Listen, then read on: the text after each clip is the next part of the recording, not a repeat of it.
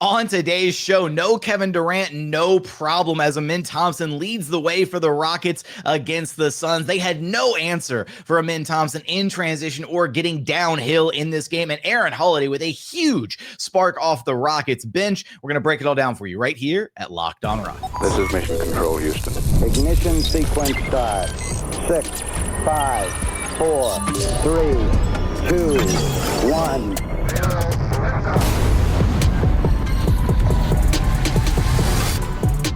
What is up, and welcome to another edition of Locked On Rockets, your daily podcast home for everything Houston Rockets basketball, part of the Locked On Podcast Network, your team every day. Now, the #1 sports podcast network. As always, I'm your host, Jackson Gatlin, native Houstonian and credentialed media member. I'm also the host of Locked On NBA Fridays. Be sure to follow along wherever you listen to your podcasts or on YouTube. Just search Locked On Rockets, where the best way you can help us grow our show is to listen every single day on a podcast platform of your choosing, and then like, comment, subscribe on YouTube. On today's show, talking about the Rockets' 114-92 win against the Phoenix Suns. No Kevin Durant in this game, no Jalen Green on the Suns side. So Dillon Brooks, the only player effectively in this trade, well, I guess Amen Thompson too, pick number 10, to participate in this one. And boy, did he let the Rockets know that he was on the other side of this game. A lot of antics coming the Rockets' way from Dillon Brooks, that lovable fool. A lot to get to from this game. Amen Thompson leading the way for the Rockets in scoring, was unstoppable getting downhill and in transition. Aaron Holiday with a huge spark off the Rockets bench. Reed Sheppard getting the start in place of Kevin Durant. A lot to break down from this game. We're going to get to all of that on today's show. First, I want to let you know that today's episode is brought to you by Game Time. Download the Game Time app, create an account, use code LOCKEDONNBA for $20 off of your first purchase. And as always, thanks so much for making Locked On Rockets part of your day every single day, whether it's on your way to work, on your lunch break, in the gym. Thank you so much for being an everydayer. As a quick aside, if you are an everydayer, you might notice that my background is a little bit different. I have the Dunkster not back there now. Also, shout out to everybody who noticed I was using a green screen for a while. Only the real everydayers knew I was using a green screen for a minute there. I had to get my backdrop all set up. But let's go ahead and get into this game, because this was a tough game. Like this game felt like playoff vibes. It was gritty. There were cheap shots being thrown. It was super physical. The refs were letting so much go in this game. So much contact was just not being whistled on either end. Like, both teams were getting away with a lot of physicality in this one. I'll be completely honest. Give me a 7-game series of this in the first round. Like, Rockets versus Suns first round series would be absolute fireworks. And look, this was a game where you knew that with no Kevin Durant in this one, the Rockets were going to need somebody or a couple somebodies to step up scoring wise. And, credit to the Suns, because they effectively decided that Alperen Sengun was not going to beat them, right? They basically doubled him on the catch every time he touched the ball for the first, 2.5 quarters of this game, before he was able to finally start getting a few things going there in the third quarter.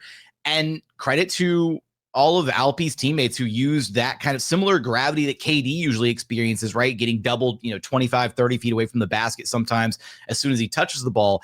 The Rockets were able to really, slice up the Suns defense. And it wasn't really until later in this game that the Rockets were able to completely jump out ahead and build up a sizable lead. The Suns kept cutting this thing down, 6-point game, 8-point game. They were within striking distance kind of the whole way until that fourth quarter, when the defense really clamped down. And we'll talk about that in a little bit.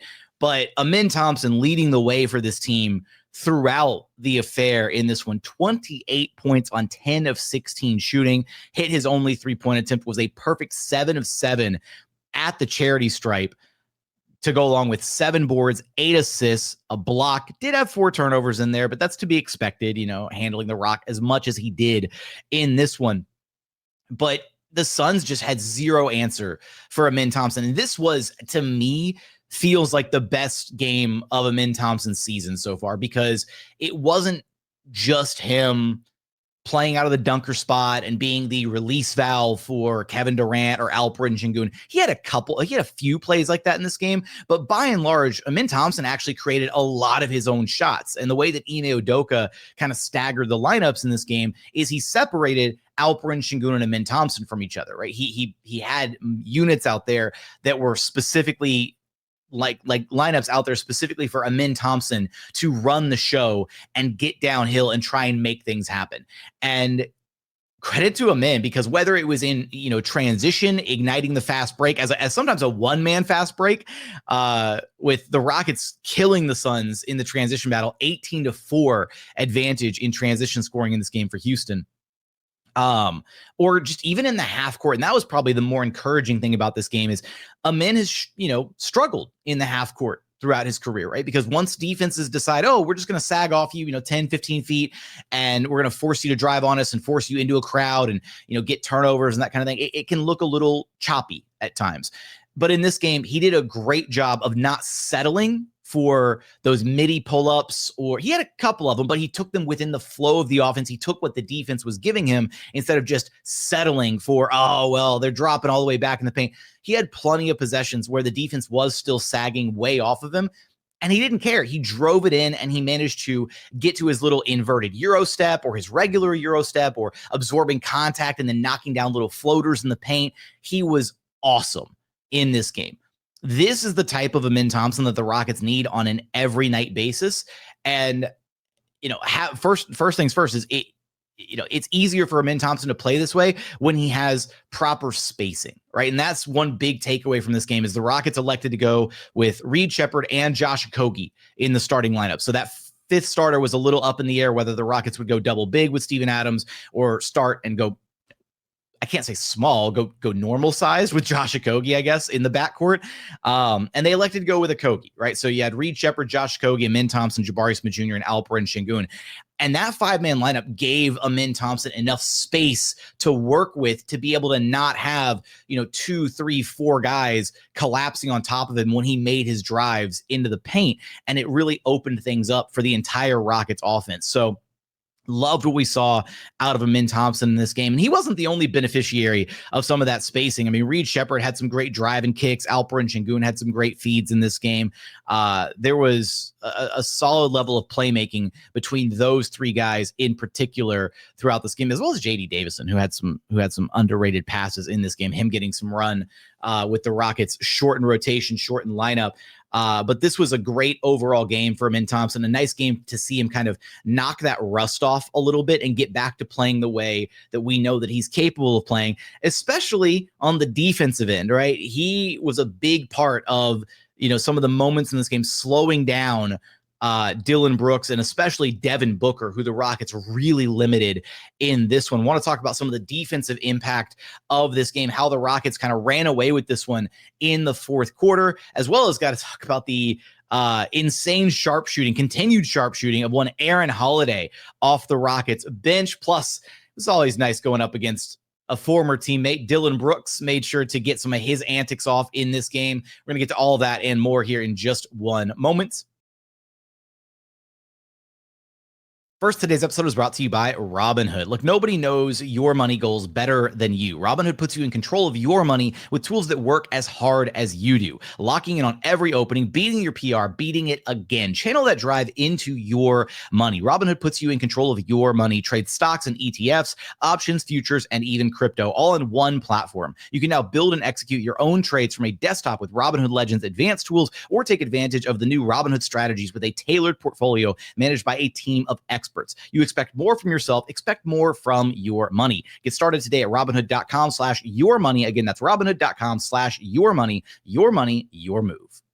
Today's episode is also brought to you by Drip Drop. Look, when I'm hydrated, everything just works better. My focus, my energy, my mood, even my skin looks a little bit better. That's why I've been using Drip Drop. It's doctor-developed hydration that keeps me running at full power no matter what my day looks like. Drip Drop isn't just your average sports drink. It delivers 3 times the electrolytes and half the sugar of leading brands using a science-backed formula trusted by medical professionals, firefighters, and over 90% of top college and pro teams. Look, Drip Drop is great as part of my daily routine routine, whether, I'm just getting ready for work in the morning or before going to the gym or just trying to get through some midday errands or even a midday slump that you're trying to power through. Right now, Drip Drop is offering our listeners 20% off your first order. Go to dripdrop.com and use promo code LOCKEDONNBA. That's dripdrop.com, promo code LOCKEDONNBA for 20% off. Stock up now before the heat hits hard and keep your body and mind performing at their best with Drip Drop. And continuing on here at Locked On Rockets, your daily podcast home for everything Houston Rockets basketball. I didn't even mention some of the ridiculous highlights that Amen Thompson had in this game. Like, talk about the flagrant foul from Devin Booker, where Book just got fed up with getting beat by Amen Thompson on drives and just decided to horse collar him to the ground. And somehow, don't know how, Amen Thompson was able to flip the ball up and into the basket. Got the and one opportunity, and then the flagrant and one, I guess. And then later in the game, JD Davison was in transition and pitched it back to Amen Thompson, who had two defenders kind of trying to collapse on top of him, and just went elevated, was gliding through the air, and then was able to kind of double clutch and finish on one side, on the other side of the basket.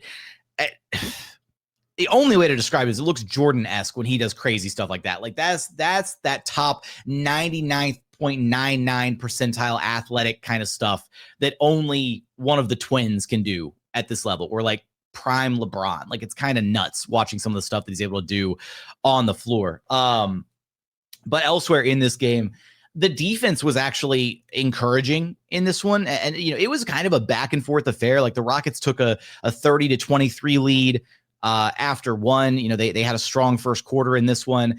And then it wasn't quite a wire-to-wire victory because, the Suns led a little bit early in this game, but the Rockets basically were in control for a majority of this game. And every single time that the Suns would go on a little bit of a run to cut it to, a 5-point game, 7-point game, a couple possessions here and there, Rockets had a response every single time. And I think that was a really important thing to see from this team, with no Kevin Durant out there, with minimal veteran leadership. You had Steven Adams and Josh Okogie and Aaron Holiday playing those vet minutes for this squad, but everybody else that wound up suiting up and playing heavy minutes, I guess Clint Capela too, I'll give him credit there. But it was kind of a good coming of age moment in a way, because this Rockets team is still incredibly young, and they are susceptible to having some of those kind of young moments or what. There was a moment late in the game where Amen Thompson got the ball and the Rockets were trying to they were pushing up in transition.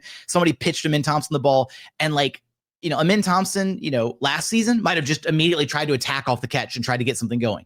But he immediately looked up at the clock, saw what the score was, saw how much time was on the clock, and dragged the ball back out and was bleeding out the clock, right?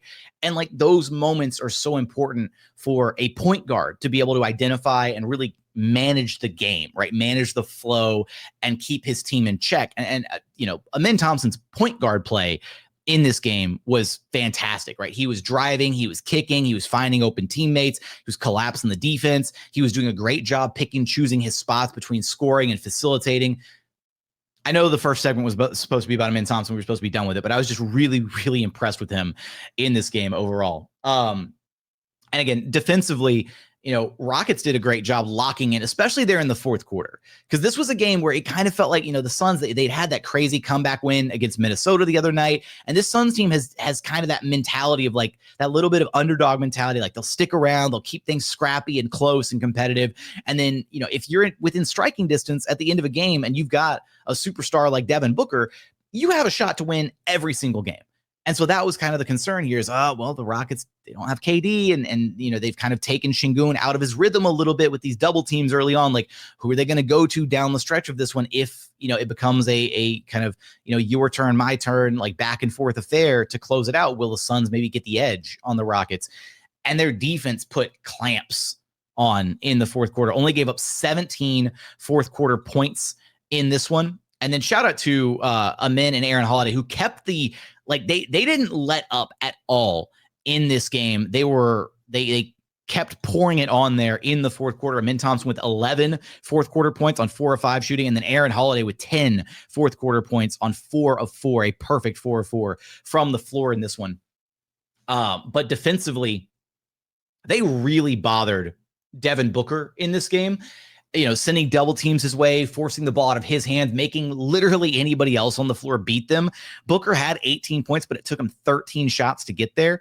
And he had 6 turnovers in this game to only 5 assists. So the Rockets did a phenomenal job of disrupting Booker's flow, of keeping him out of the game. And they didn't let him get hot there to try and take things over in the fourth quarter. And kind of the inverse of that is also Dillon Brooks, who was on fire in this game. Dillon Brooks was, the Rockets had great contest after great contest on him, forced him into some really, really high degree of difficulty kind of looks throughout the game. And ultimately, I mean, he started the game off kind of rough, just 1 of 6 shooting from the floor, and then heated up as the game progressed. But ultimately, it wasn't enough to get the Suns over the hump.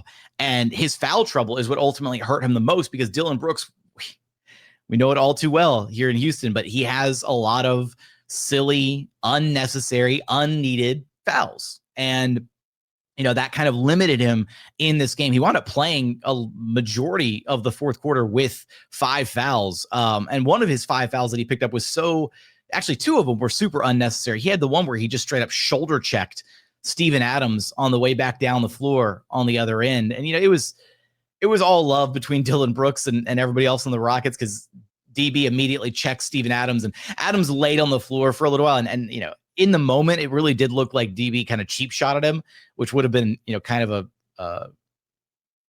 we'll say a crappy move, a cheesehead move. And it turns out, I'm sure Adams was just doing like the LeBron thing, like just on the floor, like peeking up at the refs, like, are we getting the flagrant? Like, what do we? It wound up just being a regular common foul. But right after that foul, Ime Udoka like walked over to Dillon Brooks and checked him for a second, said some words to him, and tried to act all tough, and then immediately broke out into a smile. It's all love between Dillon Brooks and everybody on this Rockets team. Like, he was dapping everybody up after the game. He was saying hi to everybody.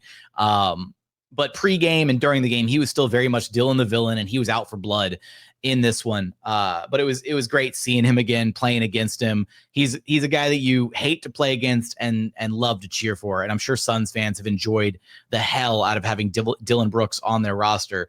But some of those silly fouls, right? Like the shove in the back on Steven Adams under the basket after a missed shot, like those super unnecessary fouls that put him in a position where he had to ride the bench for a period of time in this game, right? He kind of hurt his team with that play, unfortunately.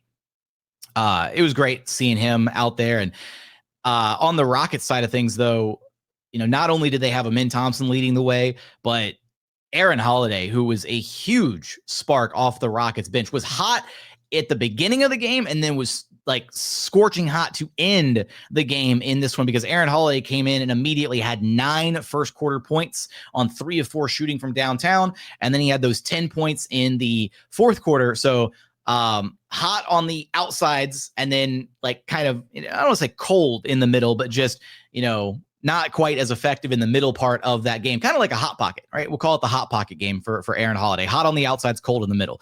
But he was a plus 16 off the Rockets bench, 6 of 10 shooting from downtown, 8 of 17 overall. Had a couple steals mixed in there. Just really good play and giving the Rockets that spark that they've usually been getting from Reed Sheppard off of the bench. And with Reed Sheppard being inserted into the starting lineup, you kind of wondered where some of that scoring pop would ultimately come from. And Aaron Holiday did a really great job. He continues to shoot the lights out of the ball this season. Outside of that one game where he struggled against Denver in the in-season tournament game the other night, he's shooting an absurd number from 3 right now, 48.3% on decent volume too, is the crazy thing. So Aaron Holiday stays repping for the stay ready crew there at the end of the bench for the Rockets in this one. But coming up, want to get to final thoughts from this game, final takeaways from this one. We're going to get there in just one moment. First, today's episode is brought to you by Game Time. Basketball season is officially here, and nothing beats being in the arena for these opening games. But let's be real, getting tickets can be a total headache between waiting in queues, surprise fees, and prices that jump right before checkout. It's super easy to get frustrated when all you want to do is cheer on your team. That's where Game Time comes in, the app that gives fans the advantage. It's your ultimate life hack for scoring amazing NBA tickets fast, easy, and stress-free. Look, I've been using Game Time for a couple years now to buy Rockets tickets. I'm never going to use another app. It is the best ticket buying experience on the market right now. And my favorite part, they're fully transparent. So when you go in and you start booking tickets, whatever, you get yourself a couple seats, 4 seats, whatever, the price you see in the bottom of your screen, that's the price you're going to pay at checkout. They don't hit you with like the service charges, the digital handling fees, those surprise fees at checkout. So take the guesswork out of buying your NBA tickets with Game Time. Download the Game Time app, create an account, and use code LOCKEDONNBA for $20 off of your first purchase. Terms apply. That's code LOCKEDONNBA, LOCKEDON NBA for $20 off. Swipe, tap, ticket, go. And final segment here at Locked On Rockets, your daily podcast home for everything Houston Rockets basketball. Let's talk a little bit about Reed Sheppard here, who, mixed bag for Reed Sheppard in his first start this season. High expectations coming into this game after kind of how he'd played in, some of his previous games, right? This like 5, 6, 7 game stretch that he's been on here in November, been playing out of his mind. Finished the game 7 points on 2 of 9 shooting, just 1 of 5 from downtown, hit both of his free throw attempts, did have 5 assists and 3 steals in this game to only 2 turnovers. And this might be another one of those situations where Reed stepping into the starting lineup, expectations very high. There's moments where he looks like he's hunting his shot, and then there's other moments where he looks like he's trying to pass first. And this is always the difficulty with on-ball creators, is juggling, when to decide when they're going to hunt their own shot, when they're going to score, versus when they're trying to facilitate and play make for their teammates, right? And some guys, these naturally gifted superstars, right, can just flip a switch and decide, I'm going to score now, I'm going to facilitate now, right? And it's that easy for them. Guys like LeBron, James Harden, Luka, whatever.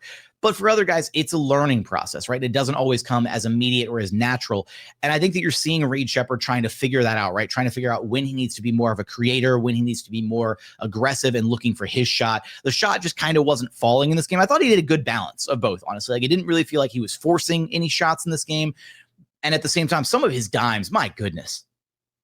That early first quarter dime where he drove into the paint, collapsed the defense, and then kicked. I'm going to say it. I said Jordan-esque for a minute earlier. I'm going to say this one. That kick out corner pass from Reed Sheppard where he drove in and then kicked it behind the back, hung in the air and like contorted his body and flipped the pass out of the corner. It looked a little like Chris Paul-esque or like Steve Nash-esque when he made that pass, right? And that's the thing about Reed, is he's got great court vision. He sees the floor incredibly well. There was a possession later in the game where Rockets had a fast break opportunity, and Reed Sheppard could have just pulled up for 3. And had it been Daryl Morey era basketball, they probably would have. But that's not this version of this Rockets team, right? They're not just hoisting a ton of threes. They're dead last in the NBA in attempts per game. And instead, Reed Sheppard had what looked like a wide open transition 3, and instead started to shoot the 3 and then rifled a pass below the basket to Josh Okogie, who got an easy 2 at the rim. And so, a 3-pointer in transition is a really good shot, but a wide open layup in transition is arguably a better shot. I know, the whole 3 is greater than 2 thing, whatever, but that's not the identity this Rockets team has had, right? They're prioritizing mashing the ball and getting a lot of paint points, and they're being more selective about their threes. So even though the shot wasn't falling for Reed Sheppard in this one, really liked the overall kind of point guard play for him. And because of how well he's played this season, and because of the scouting report on Reed, they're still closing out hard on him, right? They're treating him like a shooter, and seeing the respect that he was getting from Suns defenders like Dillon Brooks, like Devin Booker when he was checking out there, like Royce O'Neal, right? Guys who are pressuring him all the way out away from the basket, because they know that the scouting report says if you give Reed Sheppard even an ounce of daylight, he's going to let that thing fly, right? And so he didn't get going in this game from a scoring perspective, but I think there's a lot to like there about the playmaking. And that's going to be kind of the next step for Reed Sheppard, is can he continue the play that he's had so far? Can he continue the scoring outbursts and the shooting the way that he's been doing it, but also pairing that with some of the on-ball play, the on-ball equity, and getting those playmaking reps and playing alongside Amen Thompson, man, that backcourt looks really, really good together. This game, it was Amen Thompson's turn to go off, and credit to Amen Thompson for doing what he did in this game, but it also helped having that floor spacing from Reed Sheppard out there in this one. Also, Aaron Holiday, who helped space the floor incredibly well as well in this game. Alperen Sengun, a bit more of a quiet night than we usually expect from him. 18 points, 5 rebounds, 5 assists. Did have a few turnovers, and I thought 4 turnovers in this one. I thought he was a little soft with the ball at times, but again, this was a game where there was so much contact being let go on both sides. Alperen Sengun got away with a few fouls, like on Nick Richards under the basket and everything. But there were just moments like he got straight up ripped by Devin Booker on the perimeter on one play because he was trying to make his move, and Booker just came down hard on the ball, and it looked clean. It didn't even look like a foul. And he got another one a little bit later where he started to make a move and just kind of, he had that like swing low, sweet chariot kind of like thing that he does where he like holds the ball out and kind of baits the defenders in with his, with the outstretched ball, and lost it and gave up a transition opportunity on that one. Or actually, I think he turned it over, and then the Rockets got it right back on that play, if I'm not mistaken. But just some moments where, and Ime talked about this a few games ago, is just you need to just be stronger with the ball when you're playing in a crowd specifically, but still had plenty of great moments in this one, despite the fact that the Suns defense was completely geared to take him out of this game. He didn't really get too many first half shot attempts up in this one, only 5 attempts in the first half. He was 4 or 5 shooting from the floor in the first half. And then that, pardon me, that third quarter is where he started to get up more attempts. But because of the way that the Suns had been playing him for so much of the game, kind of felt like it was hard for Alp to maybe catch a rhythm there in the fourth quarter, or in the third quarter, I should say specifically. And he frankly didn't need to, right? He was more than happy just being the decoy, the facilitator, or, basically playing the Kevin Durant role on this team, right? He was the one getting the hockey assists because a lot of the actions would start with LP, and then he'd kick it to the guy, and then that guy would kick it to the guy that would actually make the shot. And so a really good ball movement in this game from the Rockets for sure. There was a play that they had where it started. I don't even know if Alp was on the floor for this play, but there was a play where they swung it around the horn. It went to Jabari Smith Jr. in the corner, who drove it in and then dished it to Amen Thompson under the basket. And then Amen Thompson immediately whips a one-handed. Amen Thompson loves those one-handed passes, man. He tried one of those one-handed passes to Reed Sheppard early in the game, and Reed wasn't ready for it, and it bounced out of his hands. But he rifled that one-handed pass to Jabari Smith Jr., like back to Jabari, and Jabari got the easy finish at the rim. A great little kind of back and forth two-man game between those two guys under the basket.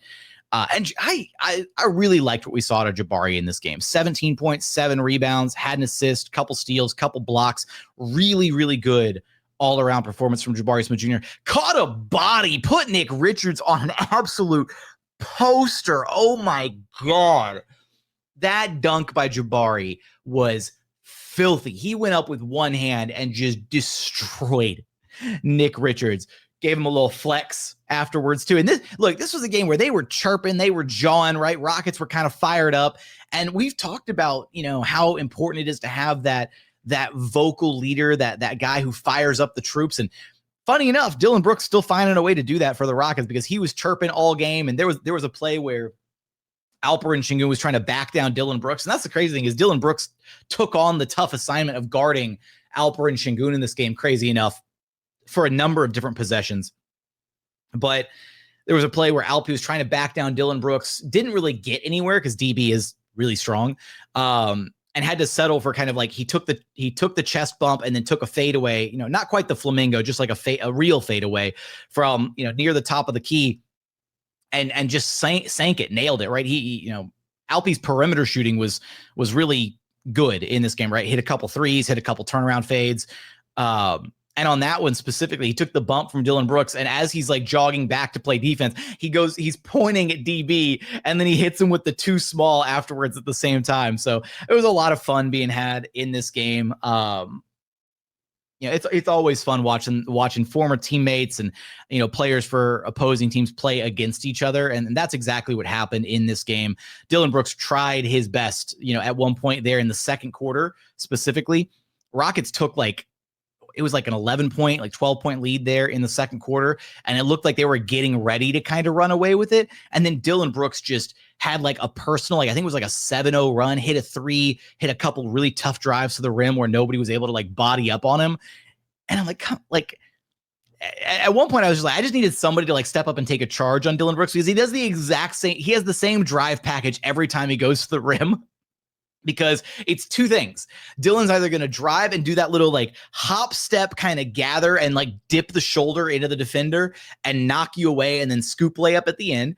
Or he's going to do that same move, but then he's going to hit the hop step. And then if he doesn't have the finish for the layup, he'll turn around and hit the fade. And like, that's his drive package right there. And for some reason, the Rockets just couldn't stop it there in the second quarter. But it ultimately didn't wind up mattering. Wasn't enough scoring on the table there in the fourth quarter. And again, the Rockets defense, they turned the Suns over a ton in this game. 20 Suns turnovers to the tune of, what was it? 26? Yeah, 26 Rockets points scored off those 20 Suns turnovers. The Rockets themselves did have 16 turnovers in this game. Again, it wasn't a perfect ball handling night. 4 from Alp, 4 from Amen, a couple from Jabari, a couple from Reed, couple from Steve-O, like, you know, but at the end of the day, or sorry, not a couple from Steve-O, I apologize, a couple from Aaron Holiday. But at the end of the day, that's kind of to be expected with this Rockets team. And at no point were the turnovers like super egregious or like super back-breaking turnovers, especially because the Rockets did a good job of getting back in transition and preventing those turnovers from turning into easy opportunities on the other end. I want to shout out really quickly too, the double big lineups that the Rockets did run in this game. They were effective. They were solid. Steve-O was good in this one, +6 off the bench, 7 rebounds, 2 of 4 from the floor.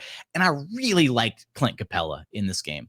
Clint was really solid in this one. Like if you just looked at the box score, it wouldn't maybe jump out at you, but it felt like Clint's presence was important in this game. He had some good recovery plays. His activity off, just on defense forced the Suns into some turnovers, just scrapping. Like there was that one play where there was a loose ball on the floor and Clint had to like dive and try to corral it. He didn't wind up coming back with it, but the Suns were so scattered on that play, and that hustle from Clint forced the Suns into a turnover. And that happened on a couple different possessions in this game. So really liked Clint Capela, his activity in this one. And then J.D. Davison, who coming back from RGV Vipers, no Jayshawn Tate. I thought they would have recalled Jayshawn Tate as well, but J.D. Davison coming in and 5 points, 2 of 2 from the floor, hit a little sidestep 3-pointer where he faked the defender and knocked it down. And then 4 assists as well to 0 turnovers. Like J.D. Davison can play, y'all. And I at this point, I'm not going to guarantee it, but I really feel like when the Rockets have enough money left on like that prorated vet minimum contract, they might just sign J.D. Davison to like a standard NBA deal so that another team doesn't, come along and try to scoop him up or something like that. Or maybe they wait until this next offseason and get him on like a really team-friendly contract for the foreseeable future. But J.D. Davison is the exact type of player you want to be able to have on your roster as either a future potential, like just straight up backup point guard or like a third string guard, especially when the Rockets payroll starts to escalate with extensions for guys like Amen Thompson and Jabari Smith Jr., Tari, Eason, Reed Sheppard down the line as well, things to consider. J.D. Davis can play, man. Like the Rockets have found a guy in him. He's serviceable enough to be like a consistent rotation piece right now. And the fact that he's not is kind of a testament to the Rockets' overall depth as well.